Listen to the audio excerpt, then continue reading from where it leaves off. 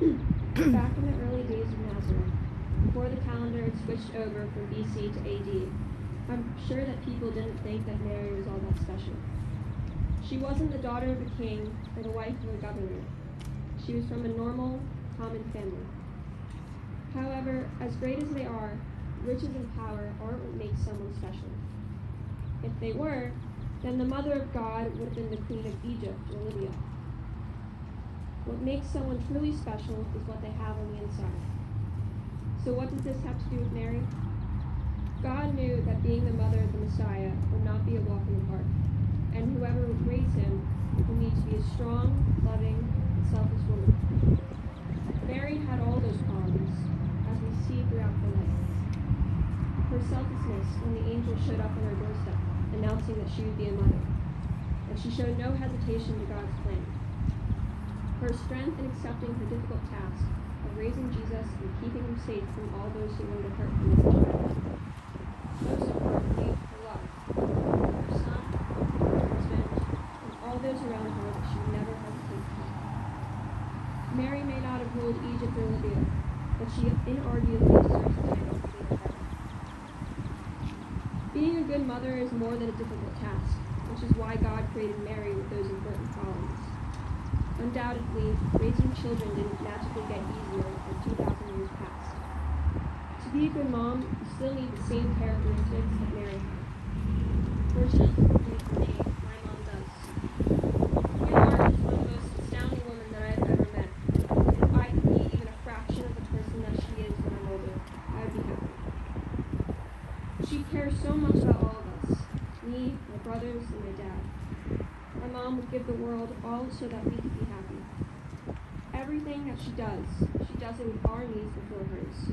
Whatever we need, advice with school or friends, after-school lessons, even help with chores that we should be helping her by doing. My mom is there to provide. An example of this is how she jumped in when we found out that our usual summer theater is staying closed due to COVID. She started her own theater company so my brother, even my friends, and I could have an opportunity to do what we love. Her selflessness continually extends outside our family. My mom is known for picking up and helping other stray children. Maya, my brother's friends, will show up at our door and can end up staying for a meal, a week, or the summer, and she'll welcome them with open arms. They're taken care of like they're part of the family. On occasion, they'll even come over looking for her instead of me. Dealing with us isn't easy either, but my mom is always the rock holding us together. All of us have our own issues, some big and some small.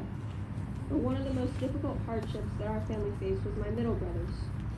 He had serious developmental issues that were brought to my parents' attention around the time he was 2. It was very difficult, and things weren't always pretty, and my mom took it in stride.